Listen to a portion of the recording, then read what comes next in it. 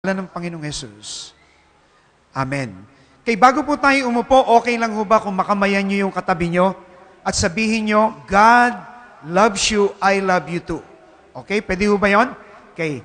Kamustahin po natin, sabihin natin, God loves you, I love you too. Okay? Pwede na po tayong maupo. Marami pong salamat. Marami pong salamat.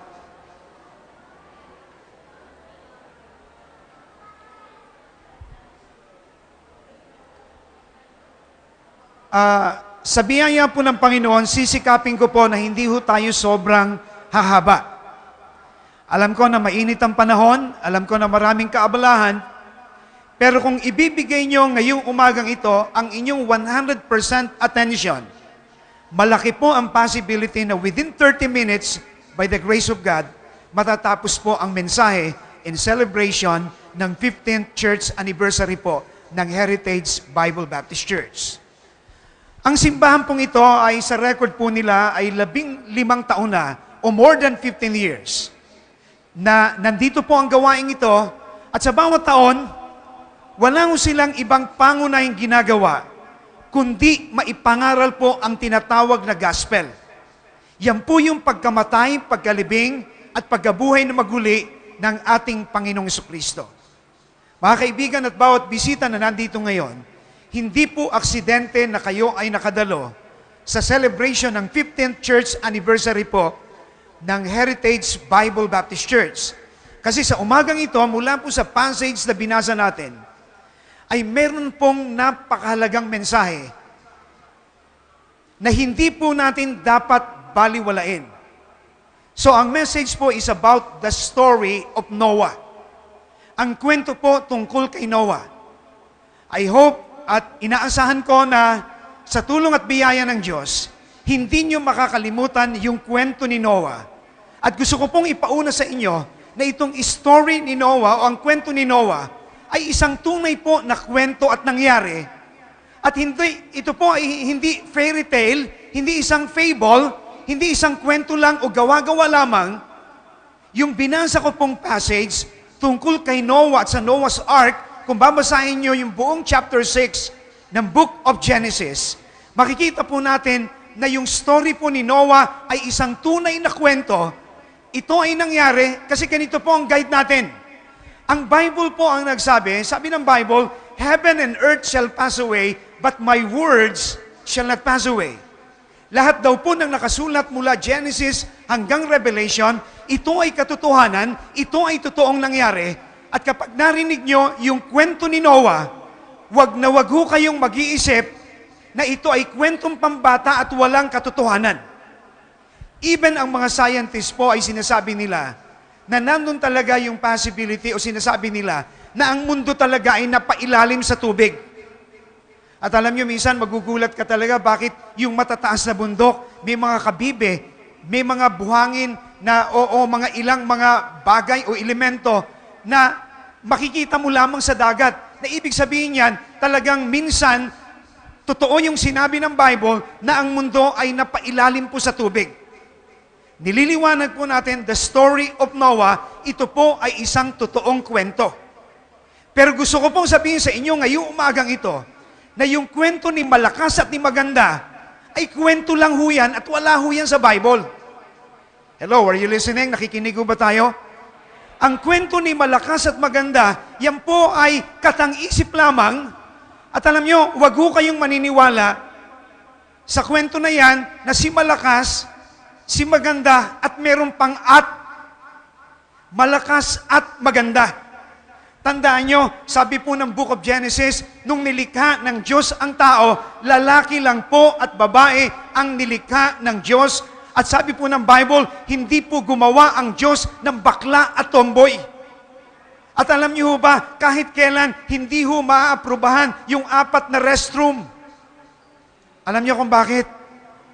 Kasi dalawa lang po ang pag-identify sa nilikha ng Diyos, lalaki lang at babae. Kung meron ho ditong makakapagdala sa akin ng sanggol, na bading na talaga ang kanyang unga o ang kanyang pag-iyak, ay bading na o tomboy na yung sanggol na yan. ready po si Pastor Kaloy magbigay ng 10,000 sa sino mang makakapagdala ng sanggol na bading na o tomboy na. Kasi alam nyo, ilalaban po natin yan at igagaranti ako sa inyo na ang nilikha lang ng Diyos ay lalaki at babae at walang bakla at tomboy dahil ang Panginoon ay hindi pwedeng magkamali kailanman. Alam nyo ba na kung bakit nagkakaroon ng bakla at tomboy ay ito ay sa mga choices po nila habang sila ay lumalaki. Lalo na ho kapag ang tatay sobrang tapang, lalo na kapag ang pamilya walang anak na babae at yung anak na lalaki ay ginagawang babae. Pero alam niyo kung tutuusin, no, wala hong pinanganak na bakla at tomboy. Kasi magsisinungaling po ang Bible. At alam niyo sa katunayan, kaya po ginunaw ang Sodom and Gomorrah sa Book of Genesis ay dahil po sa mga kabaklaan. Dahil yung dalawang anghel na isinugo ng Panginoon para magbigay ng warning, pinag-intrisan po ng mga bakla, ng mga teenagers at mga may edad. At kaya nga, ang ginawa ng mga angels na yon, binulag sila. Kaya nga, ang kasalanan po ng kabaklaan at pagiging tomboy, sabi po ng Bible, ay kasalanan na pwedeng ipahamak ng tao sa dagat-dagatang apoy ng impyerno. Hello, are you listening? Nakikinig ba tayo? Mga kaibigan, sabi ng Bible, you shall know the truth, and the truth shall set you free. Hindi po ako galit sa bakla at tomboy, pero ipinapangaral ko po sa inyo mga kaibigan, ang katotohanan. Ang kwento po ni Noah ay katotohanan, pero ang kwento ni malakas at maganda, at kung lalagyan mo yan ng yan po ay hindi isang tunay na kasaysayan. Kung bakit po natin ine-emphasize ang bagay na ito, mga kaibigan, ay dahil napakahalaga po ng kwentong ito, na dapat po nating matutunan ang mga katotohanan na sinasabi ng salita ng Diyos. Yung sabi po dito sa passage natin, sabi ng verse 5, and God saw that the wickedness of man was great in the earth, and that was every imagination of the thoughts of his heart was only evil continually. Ito ho yung panahon na sobra po ang pagiging makasalanan ng tao. Sabi rito, and God saw that the wickedness of man was great in the earth, and that every imagination of the thoughts of his heart was only evil continually. Ito ho yung panahon, sabi ng Bible, na ang mundo ay hindi na perfect, hindi na katulad ng paradise, nung hindi pa nagkakasala si Adan at si Eva. At ito ho yung panahon na maraming tao ang nakakalimot sa Diyos. Kumbinsido ho ba kayo na sa ating panahon ngayon ay marami ring mga taong nakakalimot sa Diyos? Hello, somebody say amen. Kung paanong ang mga tao sa panahon ni Noah ay almost nakalimutan nila ang Diyos, ganun din naman sa panahon natin ngayon, na maraming tao po ang nakakalimot sa Diyos. Pero alam niyo ba na ng panahong ito, isang tao lang at binabanggit ng Bible na si Noah at ang kanyang family na lamang ang nagwo-worship o sumasamba sa Panginoon. Siya po ay faithful, siya ay obedient sa Panginoon. At alam niyo ba na pinlano ng Diyos at sabi ng Bible na talagang gunawin ang mundo sa pamamagitan ng tubig dahil sa pagiging makasalanan ng buong sanglibutan. Mga kaibigan, tulad ng panahon ni Noah, tayo ay nasa generation ngayon na ang karamihan ng iniisip ng mga tao ay kasamaan. Alam nyo, tayo ay nasa generation ngayon, magkatinginan lang yung tao sa jeep o kaya magkasalubong lang, nag-aaway, nagpapatayan. At alam nyo, ang mga tao ngayon, ibang klase ho talaga mag-isip. Lagi siyang nag-iisip kung paano siya makakaisa sa kanyang kapwa para sa kanyang sariling kapakinabangan. Ang sabi dito ng verse 5, nais kong ulitin, and God saw that the wickedness of man was great in the earth, and that every imagination of the thought of his heart was only evil continually. At sa dinami-dami ng mga tao sa panahong ito, mga kaibigan, ay natatanging si Noah at ang kanyang pamilya lamang ang tunay na kumikilala at sumasamba sa Diyos. Ngayon, ang tanong natin na dapat sagutin sa umagang ito, ano ang malaking kaibahan ni Noah sa mga taong napahamak nung ginunaw ng Panginoon ang mundo sa pamamagitan ng tubig? Number one, nais kong i-consider natin ito, sabi ho ng Bible, Noah was saved by faith. Sa pamamagitan ng kanyang pananampalataya sa Panginoon o sa Diyos, naligtas siya ang kanyang asawa, ang kanyang 3 anak, at mga asawa nito. Ang sabi po ng chapter 6, verses 8 and 9, but Noah found grace in the eyes of the Lord. These are the generations of Noah. Noah was a just man and perfect in his generation, and Noah walked with God. Ito ho yung malaking kaibahan ni Noah sa mga tao na nabuhay ng kanyang panahon, nakasama sa mga napahamak at ginunaw ng Panginoon nung kanyang kapanahunan. Pareho silang makasalanan, pero bagamat si Noah ay makasalanan, siya po ay tumugon sa kabutihan at biyaya ng Panginoon. At sabi rito, si Noah ay nakasumpong po ng biyaya sa paningin ng Panginoon. Sabi ng verse 8, but Noah found grace in the eyes of the Lord. Sa dinami-dami ng mga tao sa panahon ni Noah, siya lang ang nakita ng Diyos na may tamang iniisip at may tamang puso. Sa dinami-dami ng mga tao sa kanyang kapanahon na walang iniisip kundi ang kasalanan, tanging si Noah, ang kanyang asawa, ang kanyang 3 anak at mga asawang ito, ang nakasumpong ng biyaya galing sa Panginoon, na bagamat ang mga tao sa kanyang paligid ay makasalanan at walang paniniwala, sabi ng Bible, number 1, Noah was saved by faith. Mga kaibigan, sana po sa umagang ito, sa mundong ito na makasalanan at maraming tao ang laging masama na lang ang iniisip at malayo ang puso nila sa Panginoon, I hope, inaasahan ng Panginoon sa umagang ito na sana isa tayo na makita ng Diyos na meron tamang iniisip at tamang puso, na makakamtan din natin yung grace o yung biyaya ng Panginoon. Dahil alam nyo mga kaibigan, bagamat tayo makasalanan, ang sabi ng Bible, minahal tayo ng Diyos. Bagamat tayo ay napapahamak, ang kaluluwa natin ay pupunta sa impyerno. Sabi ng Bible, minahal tayo ng Diyos. Binigyan niya tayo ng biyaya para ang bawat isa po sa atin ay maipahayag natin ang ating pananampalataya sa ating Diyos o sa ating Panginoong Hesukristo. Noah was saved by faith. Naligtas siya sa pamamagitan ng kanyang pananampalataya. Imagine niyo yung libo-libo at napakaraming tao na nalunod nung panahon ng universal flood, na umulan ng 40 days and 40 nights at walang nakaligtas na sino man maliban kay Noah, sa kanyang asawa, sa kanyang 3 anak, at sa mga asawa nito. Pangalawa na punto na dapat nating makita rito sa passage po na binasa natin, Noah lived by faith. Nabuhay po siya sa pamamagitan ng pananampalataya. Alam niyo ba na binanggit ng Hebrews chapter 11, verse 7? Ang sabi po ng Hebrews chapter 11, verse 7, by faith, Noah being warned of God of things not seen, as yet moved with fear, prepared an ark for the saving of his house, by the which he condemned the world, and became heir of the righteousness which is by faith. Una, nakita natin Noah was saved by faith. Siya ay naligtas sa pamamagitan ng kanyang pananampalataya. Pangalawa, Noah lived by faith. Siya ay namuhay ng may pananampalataya ng panahong ito. Na in spite ng hindi niya nauunawaan kung ano ang inuutos ng Panginoon sa kanya. Kung babasahin po natin ang Genesis chapter 6, inutusan siya ng Panginoon na gumawa ng ark. At imagine mo nung pinapagawa ng arko si Noah, paano siya maniniwala sa panahon na yon?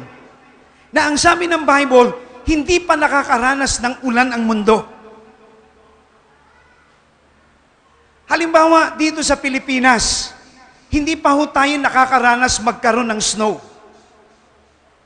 Kailan ho ba nagkaroon ng snow sa Pilipinas? Kung halimbawang may mangangaral sa inyo at sasabihin magkakaroon ng snow, aba maraming Pilipino ang matutuwa. Pero pag merong nangaral na magkakaroon ng snow at magiging kasing lamig tayo, na tulad ng lamig na nararanasan ng ibang bansa, merong maniniwala, merong hindi maniniwala. Ano ba sa tingin nyo? Kailangan na ba natin ng snow? Pambira sa init ng panahon ngayon, talagang lamig yung hinahanap ng napakaraming mga tao ngayon. Pero Noah lived by faith. Kahit hindi niya maintindihan yung sinasabi ng Diyos na uulan ng 40 days and 40 nights. Sabi ng Bible, Noah lived by faith. Ibig sabihin, pinaniwalaan niya, mga kaibigan, na magkakaroon ng universal flood. Dito sa Genesis chapter 2, verses 5 and 6. Sa Genesis chapter 2, verses 5 and 6, maliwanag po ang sinabi ng Bible, mga kaibigan. Sabi po ng Genesis chapter 2, verses 5 and 6, "And every plant of the field before it was in the earth, and every herb of the field before it grew, for the Lord God hath not caused it to rain upon the earth, and there was not a man to till the ground. But there went up a mist from the earth, and watered the whole face of the ground." Binabanggit sa mga verses na ito, na kaya nabubuhay lamang ang mga halaman ng panahon na yon sa pamamagitan ng hamog. At hindi pa nakakaranas ang mundo ng tinatawag na ulan nung panahon na sinabi ng Diyos kay Noah na magkakaroon ng universal flood at uulan ng 40 days at 40 nights. Pero in spite na hindi niya maunawaan ang bagay na ito, alam niyo ho ba na nangaral si Noah ng 120 years? At sa kanyang pangangaral na magkakaroon ng 40 days and 40 nights, tinitiyak ho natin na walang naniniwala sa kanya. Alam nyo, wala hong katulad, ito ay katulad din sa panahon natin ngayon na habang ikaw ay nangangaral na muling babalik ang ating Panginoong Kristo. Kapag ikaw ay nangaral na kapag ang tao ay namatay, napapahamak siya at pupunta ng impyerno, wala hong naniniwala. Sa katunayan, sabi ng Bible, si Noah po ay nabuhay sa pananampalataya na kahit hindi niya maunawaan, kahit di pa siya nakakita ng ulan, hindi pa niya ito naranasan. Ang sabi ng Bible, Noah lived by faith. At sabi ng Genesis chapter 6 verse 3, in spite na hindi niya maunawaan ang bagay na ito, sa record po ng Bible, nangaral siya ng 120 years. Sa bawat members ng Heritage Bible Baptist Church, more than 15 years pa lang po kayo nangangaral. Ang tanong ko sa inyo, madali ho bang mangaral ng Ebanghelyo? Habang may mga taong tumatanggi, habang may mga taong hindi naniniwala sa mga bagay na sinasabi ng Biblia.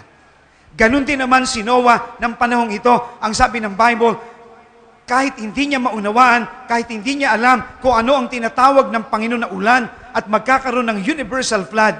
At just imagine, habang gumagawa ng arko si Noah, ay nandun marahil yung kanyang kalungkutan at yung rejection ng mga tao. Pero ang sabi ng Bible, Noah believed God. Naniwala siya sa lahat ng sinasabi ng Panginoon na magkakaroon ng universal flood at gugunawin ang mundo at ang bawat tao ay mamamatay at mapapahamak ang kanilang kaluluwa hindi lang sa kamatayang pisikal kundi sa kamatayan din espiritual na ang kaluluwa nila ay pwedeng mapahamak sa impyerno. Una, nakita natin, Noah was saved by faith.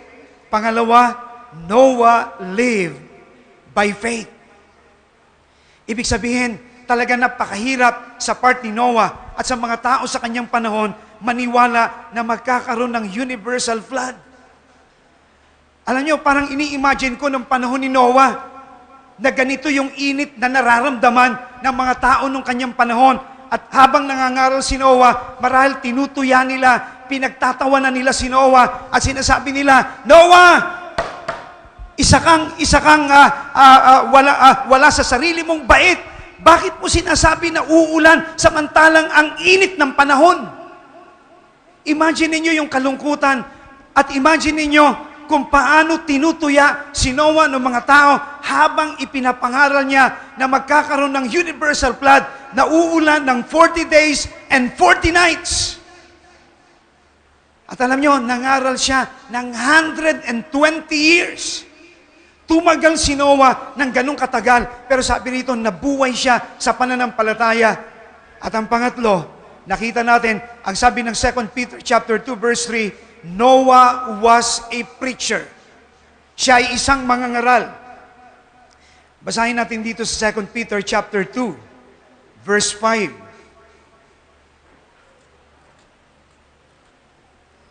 Ang sabi ng 2 Peter chapter 2 verse 5, and spared not the old world but saved Noah, the eighth person, a preacher of righteousness, bringing in the flood upon the world of the ungodly. So Noah was a preacher of righteousness, sabi ng 2 Peter chapter 2 verse 5. At tulad ng sabi natin kanina, napaka-persistent niya sa kanyang pangangaral ng salita ng Diyos. Alam nyo, ang Heritage Bible Baptist Church, more than 15 years pa lang po kayong nangangaral. Ang tanong ngayong umagang ito, hanggang kailan kayong magpapatuloy na ipapangaral ang dakilang mensahe na gusto ng Panginoon na kanyang maipangaral? Yung kanyang pagkamatay, pagkalibing, at pagkabuhay ng muli, yung gospel, yung kamatayan ng ating Panginoong Kristo doon sa bundok ng Kalbaryo, na ang sabi ng Bible, kung ang sino mang tao ay maniniwala sa Kanya, mapapatawad ang kanyang kasalanan at magkakaroon siya ng buhay na walang hanggan. Ang question ko sa bawat members ng simbahang ito, hanggang kailan ka magpapatuloy at hanggang kailan mo gagawin ang pangangaral at hanggang kailan mananatili ang mga members ng simbahang ito? Ngayon na kayo ay umabot na ng 15 years o more than 15 years. Pero si Noah, siya ay preacher of righteousness. Hindi siya humihinto. At sa record ng Bible, kahanga-hanga po na siya ay nangaral ng 120 years. At talagang binigay niya yung ultimatum sa mga tao na magkakaroon ng universal flood. Isa sa mga araw na yon, sabi ng Panginoon kay Noah, ay pauulanin niya ng 40 days and 40 nights. At sabi ng Bible, nangyari yon at natupad yon at napakarami ng napahamak. Pero si Noah po ay hindi huminto ng pangangaral. Number 3, Noah was a preacher. Nais ko pong i-encourage ang bawat members ng simbahang ito na huwag po kayong tumigil sa pangangaral ng Ebanghelyo. Huwag kayong tumigil sa pag-iimbita. Kahit may mga taong tinutuya tayo, kahit may mga taong hindi naniniwala sa atin. Mga kaibigan, alam niyo ba na napakalaking blessing na kayo ay nakarating ngayong umagang ito? Kasi karamihan ng tao ngayon, pagka in-invite mo sa church at ganitong mga gathering, marami pong dahilan. Alam niyo ba na pag may mga taong iniimbitahan sa simbahan, marami yung sumasakit. Nagkakaroon ng headache, backache, toothache, lahat ng ache, lahat ng sumasakit, dahilan, at laging sinasabi, busy. Samantalang wala namang ginagawa. Pero subukan mong imbitahan sa sayawan, 1 hour before or 2 hours before, nandun na at nagsasayaw na. Subukan mong imbitahan sa sugalan, magdamagan doon, gabi na ron, hindi naiinip. Pero pagka ganitong mga Bible study, pambirang pastor yan, ang liit-liit, ang haba-haba mag-preach. Hello, are you listening? Nakikinig ba tayo? Noah was a preacher, sabi dito, preacher of righteousness. Nagbigay talaga siya ng paalala, ng pangaral sa mga tao. Pero imagine, asawa lang niya yung naniwala sa kanya. Yung 3 anak niyang lalaki at mga asawa nito. Kaya ang sabi ng Bible, 8 lang po yung nakinig at naligtas. One time nakapanood ako ng isang pelikula about sa Noah's Ark. Aside kay Noah at sa family niya, meron pang may isa pang barko o bangka na parang nagtitinda pa yata, parang ukay-ukay pa yata. Alam niyo, malihong doktrina yon, malihong aral yon. Kasi nung magkaroon ng universal flood, 8 lang ho yung nasave, 8 lang yung naligtas, sila lang yung nagkaroon ng pananampalataya, sila lang yung nagtiyaga na naniwala sa sinabi ng Panginoon. Pero yung buong sangkatauhan Nasabi ng Bible, wicked, masama. Nilipol po ng Panginoon ang lahat ng tao na yon. 8 lang po ang nakinig, 8 lang po ang naligtas. Mga kaibigan, makikita po natin na hindi naging madali kay Noah ang mangaral tungkol sa mensahe na ibinigay sa kanya ng Panginoon. Kasi pang-apat po, Noah won his family. Sa pinaka-apat na punto po natin, Noah won his family. Ang tanging naligtas lamang ay yung kanyang pamilya. Si Noah, ang kanyang asawa, ang kanyang 3 anak, at mga asawa nito. Pero tingnan niyo po ang sabi ng Genesis chapter 7, verses 1 and 7. Ano po ang sabi ng Genesis chapter 7, verses 1 and 7?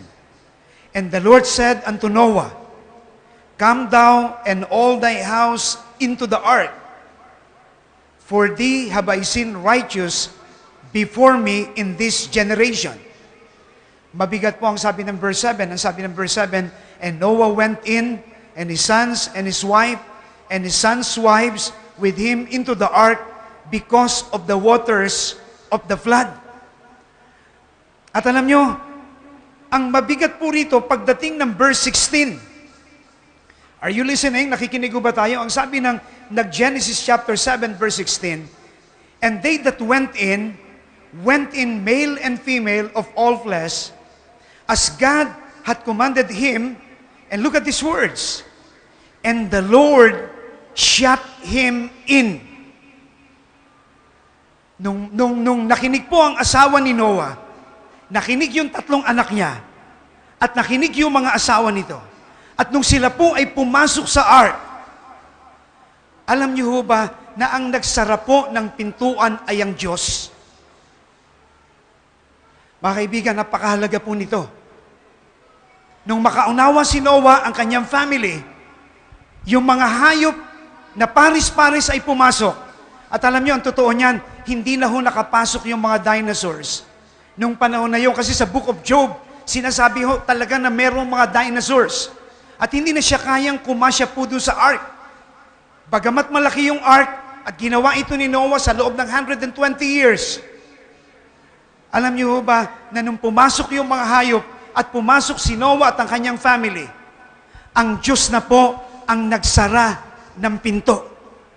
At alam niyo ba na sinasabi ng Biblia na ito po ay kaparehong-kapareho po ng larawan sa panahon natin ngayon. Tulad din naman ng sabi po ng Matthew 24, 37, 38, and 39, and verse 44. Tingnan niyo po ang sabi ng Matthew chapter 24. Mga kaibigan, napakahalaga po nito. Ang sabi ng verse 37, But as the days of Noah were, so shall also the coming of the Son of Man be. For as in the days that were before the flood, they were eating and drinking, marrying and giving in marriage, until the day that Noah entered into the ark, and knew not until the flood came and took them all away, so shall also the coming of the Son of Man be. Then shall two, sabi rito, be in the field, and one shall be taken, and the other left. 2 men shall be grinding at the mill, and one shall be taken, and the other left. Sabi ng verse 42 hanggang 44, Watch therefore, for you know not the hour of your Lord that come, but know this, that if the good man of the house had known in what the thief would come, he would have watched and would not have suffered his house to be broken up. Wherefore, be ye also ready, for in such an hour as you think not, the Son of Man cometh. Ang binabanggit ho rito ay ang muli daw hong pagbabalik ng ating Panginoong Kristo. Ay katulad din ng panahon ni Noah na siya ay nangangaral, magkakaroon ng universal flood, gugunawin ang buong sangkatauhan na hindi po sasakay sa ark. Alam niyo ho ba na sa panahon natin ngayon, ipinapangaral na si Jesus Christ po ang tanging daan patungo sa langit. Sinasabi po ng Bible, ang sabi ng Panginoon, I am the way, the truth, and the life. No man cometh unto the Father but by me. Ang sabi po ng Bible, sabi ni Jesus Christ, ako ang daan, ang katotohanan at ang buhay, sino man ay di makaparoroon sa Ama, kundi sa pamamagitan ko. Hindi po sinabi ng ating Panginoon, hindi niya sinabi na, we are the way, o kami ang daan. Ang sabi niya, I am the way, ako lang yung daan. Ano ho ba ang katwiran ng maraming tao ngayon? May mga tao na sinasabi, Pastor Jerry, alam mo, iba-iba lang yung dinadaanan natin, pero iisang Diyos lang ang ating patutunguhan. Alam niyo mga kaibigan, mali po yun. Kahit gano'n ka kasinsero, pag ikaw ay merong ibang dinaanan at hindi si Jesus ang iyong naging tagapagligtas patungo sa langit, mamamatay ka at mapapahamak ang iyong kaluluwa sa dagat-dagatang apoy ng impyerno. Sabi po ng banal na kasulatan. Mga kaibigan, pakinggan niyong maigi ang napakahalagang mensaheng ito. Nung panahon ni Noah, nahihirapan po siyang mangaral at sabihin sa mga tao, nagugunawin ng Diyos ang mundo na magkakaroon ng universal flood at uulan ng 40 days and 40 nights at sa loob ng 120 years, walang nakinig sa kanya, kundi yung asawa niya lang, 3 anak niya at mga asawa nito. Ang sabi ng Panginoong Yesus, ang muling pagbabalik ng ating Panginoong Sukristo ay katulad din ng panahon ni Noah na nagkakasayaan sila, gumagawa sila ng kasalanan, abala sila, wala silang panahon sa Diyos, puro kasamaan ang iniisip nila at puro kamunduhan ang kanilang ginagawa, malayo ang isip nila, ang puso nila sa harapan ng Panginoon. Kung paano daw sa panahon ni Noah ay ganun din sa panahon natin ngayon sa muling pagbabalik ng ating Panginoong Sukristo. Mga kaibigan, itatanong ko sa inyo personal ito. Naniniwala ba kayo sa sinabi ng Bible na si Jesus ay muling babalik? Hello, are you listening? Alam nyo, pwedeng nagsasabi tayo ng amen, pero baka hindi sapat yung ating pananampalataya. Kung wala tayong totoong pananampalataya, ang sabi ng Bible, for all have sinned and come short of the glory of God. Ang bawat tao ay makasalanan at ang kabayaran ng kanyang kasalanan ay kamatayan. Ang kamatayan na yan ay hindi lamang pisikal, kundi espiritual. Na ang sabi ng Bible, the word death means separation. Na ibig sabihin, ang pisikal na kamatayan ay mapapahiwalay ang iyong kaluluwa sa iyong katawan. Pero ang ikalawang kamatayan, sabi ng Bible, ay mapapahiwalay sa Diyos ang kaluluwa mo magpakailan at magpakailan paman. Ang sabi ng Biblia, kaibigan, kung merong walang hanggang buhay sa langit, ay merong walang hanggang kaparusahan sa impyerno. Ang sabi ng Bible, ang bawat makasalanan ay pupunta sa impyerno. At alam niyo, sa pagkakataong ito, nakita natin Noah won his family. Kaya lang, alam niyo mga kaibigan, ang nakakalungkot rito ngayong umaga ay tulad ng nangyari sa panahon ni Noah. Makinig ko kayong maigi. Si Noah po, ang kanyang asawa, ang 3 anak niya, at mga asawa nito, inuulit-ulit ko po yan. Sila po yung pumasok sa ark. Even yung mga hayop na pares-pares, sabi ng Bible, ay pumasok sa loob ng arko. Pero ang sabi ng Genesis chapter 6, verse 17, o chapter 7, verse 16, ang Diyos po ang nagsara ng pintuan. Ang question ko sa inyo ganito. Wala ho ito sa Bible. Hindi nyo po mababasa ito sa Bible.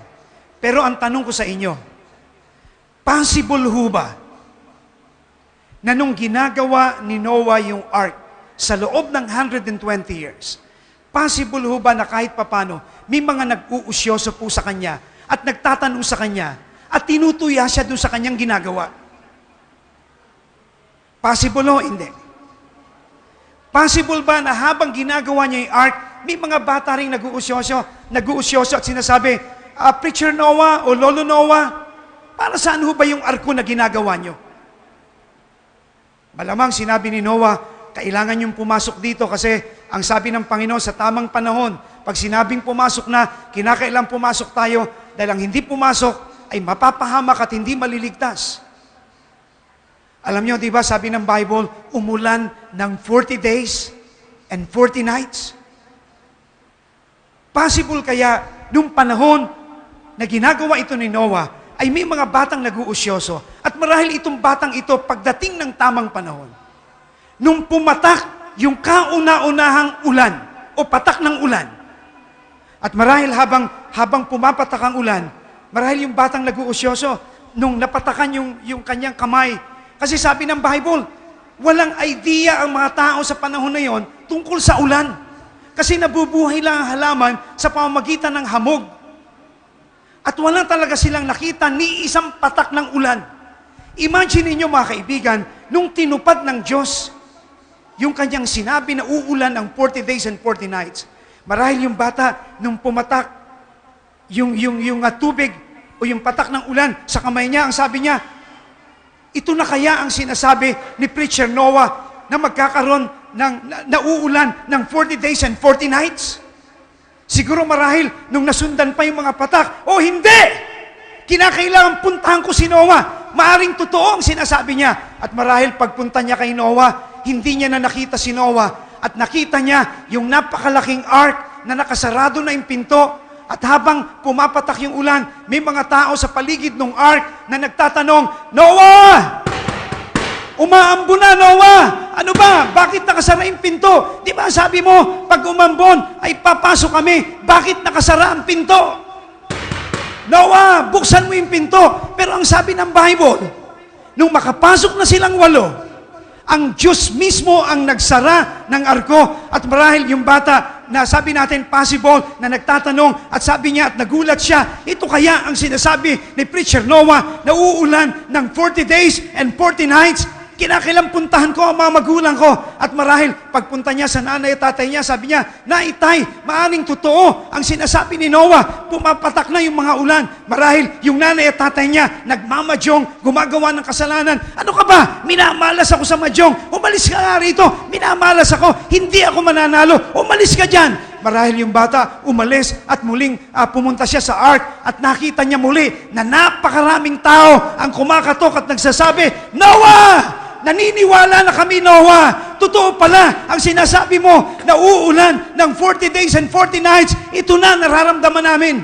Siguro yung bata, binalikan niya uli yung kanyang mga magulang na nagmamadyong na parang hindi pa rin naniniwala. At pagdating niya doon, laking gulat niya na yung mesa ay inaanod na ng tubig at siya rin hanggang dibdib na yung kanyang yung tubig ng ulan na pumapatak, napakabilis, nasa dibdib niya na. Kaya nagmadali siya, hindi niya na makita yung mga magulang niya. Pumunta uli siya sa ark at nakita niya na napakaraming tao ang sumisigaw at nagmamakaawa, Noah!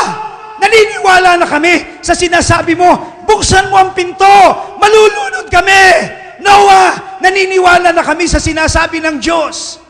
Pero mga kaibigan, ang Diyos po ang nagsara ng pinto. Siya po ang nagsara ng kaligtasan. Mga kaibigan, sa panahon po natin ngayon, ay bukas pa po ang pinto para sa kaligtasan. At ang sabi po ng Biblia, si Jesucristo ang tanging daan patungo sa langit. Hindi po ako magtataka kung maging sa congregation na ito ay merong naniniwala at hindi naniniwala. Dahil ang sabi ng Panginoon, ulitin ko po, nabasahin ang sabi ng Matthew 24, verse 37. Sabi po rito sa chapter 24, verse 37, But as the days of Noah were, so shall also the coming of the Son of Man be. For as in the days that were before the flood, they were eating and drinking and marrying and giving in marriage until the day that Noah entered into the ark, and knew not until the flood came and took them all away. So shall also the coming of the Son of Man be. At ang sabi ng verse 44, Therefore be ye also ready, for in such an hour as you think not, the Son of Man cometh. Mga kaibigan, nasabi po ng Biblia, ang muling pagbabalik ng Panginoon ay katulad po ng magnanakaw. Saan po kayo nakakita ng magnanakaw na nagpaalam na merong nanakawin po sa bahay nyo? Wala pa akong nakitang magnanakaw na sinabi, mamayang gabi nanakawan ko kayo. O kaya sa isang linggo na, busy ako ngayon, marami pa akong ninanakawan. Wala hong magnanakaw na nagsabi at nagbigay sa iyo ng babala. Alam nyo mga kaibigan, ang Panginoong Yesus, ang kanyang pagbabalik, Alam nyo ngayon, yung biochips, nangyayari na po yung sinasabi ng Book of Revelation, na yung tinatawag po na 7 years tribulation period, na kokontrolin ng Antikristo ang lahat ng mga tao through GPS, sa pamamagitan ng biochips, pwede niya palang makontrol talaga ang buong mundo. Kaya yung pagiging unique ng mga computers ngayon at pagiging makabago natin, ay mga sign na po ito na sinasabi ng Bible na talagang nalalapit na ang pagbabalik ng ating Panginoon. Kaibigan, wala hong makakapagsabi kung kailan talaga babalik ang Diyos. Pero mga kaibigan, dapat natin i-consider ngayong umagang ito, hindi mo rin alam kung kailan dadating sa iyo ang kamatayan. Sino dito ang makakahula at makakapagsabi kung kailan siya mamamatay? Sa muling pagbabalik ng ating Panginoon at hindi ka kumilala sa Kanya, ikaw sa Kanya, siya bilang iyong Panginoon at tagapagligtas. Sabi ng Bible, maiiwanan ka at magsasuffer ka sa tinatawag na tribulation period. Pero kaibigan, sa panahon na hindi pa dumadating ang Panginoon at kapag dumating ang kamatayan sa buhay mo, sabi ng Bible, pwedeng mapahamak ang kaluluwa mo sa impyerno. Alam mo kung bakit? Sabi ng Hebrews 9:27, "And as it is appointed unto men once to die, but after this the judgment."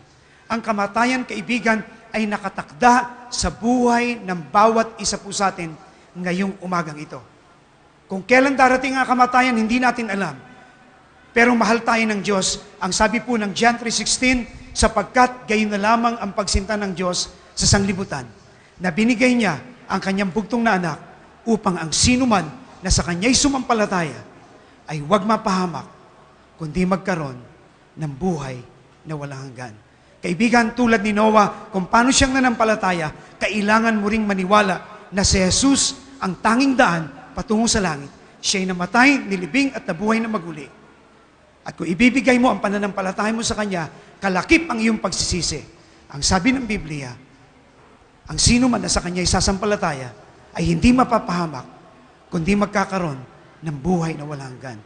Kung dadating ba sa iyo ang kamatayan, masasabi mo ba sa umagang ito na nakahanda ka na at tiyak mo na ang langit? Kung hindi mo matiyak ang langit sa umagang ito, sabi ng Bible, tiyak mo ang impyerno. Bakit hindi ka ngayon magsisi ng iyong kasalanan at tanggapin si Jesus bilang iyong Panginoon at tagapagligtas? Hanggat hindi pa isinasara ang kaligtasan at habang malaya pa tayo na maipapahayag ang ating pananampalataya sa Panginoon. Hiniling ko po ang bawat isa na tumayo. Tumayo po tayong lahat. Tumayo po tayong lahat. Hiniling ko ang bawat isa, yumuko, pumikit. Hiniling ko po ang bawat isa, yumuko, pumikit. Sa umagang ito, mga kaibigan, maganda na ikaw ay maging tapat, maging honest ka. Maging tapat ka sa puso mo, sa isip mo sa umagang ito. Itataas mo ang iyong kanang kamay bilang pagpapahayag na kinikilala mo si Jesus bilang daan patungo sa langit. Kung naniniwala ka siya ang tanging daan patungo sa langit, taas mo ang iyong kanang kamay. Maraming salamat po. Kinikilala mo siya bilang iyong Panginoon na tagapagligtas. Pwede na po nating ibaba. Bawat isa na nagtaas ng kamay. Mga kaibigan, hahayaan mo ba na dadating sa iyo ang kamatayan na hindi ka magkakaroon ng pagkakataon, ipahayag sa Panginoon na ikaw ay nagsisisi at tinatanggap mo siya bilang iyong Panginoon na tagapagligtas? Mahalaga ang pananampalataya mo sa umagang ito. Sabi ng Bible, maliban na tayong maniwala na tulad ng bata, hindi tayo makakapasok sa kaharian ng langit. Ang magnanakaw na nasa krus, ang pananampalataya niya sa iisang tagapagligtas, walang iba kundi ang Panginoong Hesus, ang naging daan para sabihin ng Diyos na ngayon din ay ipagsasama kita sa paraiso. Even si Apostle Tomas, nung nabuhay na maguli ang ating Panginoong Kristo, sabi ng Panginoon sa kanya, Thomas, ikaw kaya ka naniniwala sa akin kasi nailagay mo ang daliri mo sa aking palad at nailagay mo sa aking tagiliran. Pero sabi ng Panginoon, mapalad ang taong maniniwala sa akin, pero hindi pa ako nakita. Kaibigan, mapalad ka sa umagang ito kung paniniwalaan mo ang salita ng Diyos na pag nagsisi ka, pwedeng makamtan ng kapatawaran dahil si Jesus ay namatay para sa iyong kasalanan. Mahal ka niya, nabuhos ang kanyang banal na dugo para mapatawad ang iyong kasalanan. Kung aaminin mo lamang at magsisisi ka, patatawarin ka ng Diyos. At kung tatanggapin mo ang Panginoong Yesus bilang daan mo patungo sa langit at tagapagligtas, nangako siya na magiging anak ka niya at magkakaroon ka ng buhay na walang hanggan. Sa bawat nagtaas ng kamay, na kinikilala mo si Jesus, ang daan patungo sa langit, at nais mo na hanggat buhay ka, na kapag sabi ka ng oo sa Panginoon, na hindi mo siya kinakahiya. Kung hindi ka nahihiya, na si Jesus talaga ang tagapagligtas mo at nakita mo na kailangan mo siya para sa kaligtasan ng iyong kaluluwa, hanggat hindi pa huli ang lahat, muli mong itaas ang iyong kanang kamay. Gusto kong makita. Siya ang iyong tagapagligtas. Pakitaas mo ang kanang kamay. Pakitaas mo ang kanang kamay. Pwede na po nating ibaba. Mga kaibigan, kung sincero ka sa pagtataas mo ng kamay, hindi ka mahihiya na ipahayag sa taong iyong pananampalataya. Marahil ang tanong nyo, Pastor Jerry, paano ako magsisisi? At paano ko tatanggapin si Jesus bilang aking Panginoon at tagapagligtas? Simple lang po ang sabi ng Bible. Romans 10:13, and whosoever shall call upon the name of the Lord shall be saved. Ang sino man daw po na tumatawag sa pangalan ng Panginoon ay maliligtas. Mga kaibigan, wala na pong ibang paraan para tayo ay makatawag sa Diyos, kundi sa pamamagitan ng simpleng panalangin.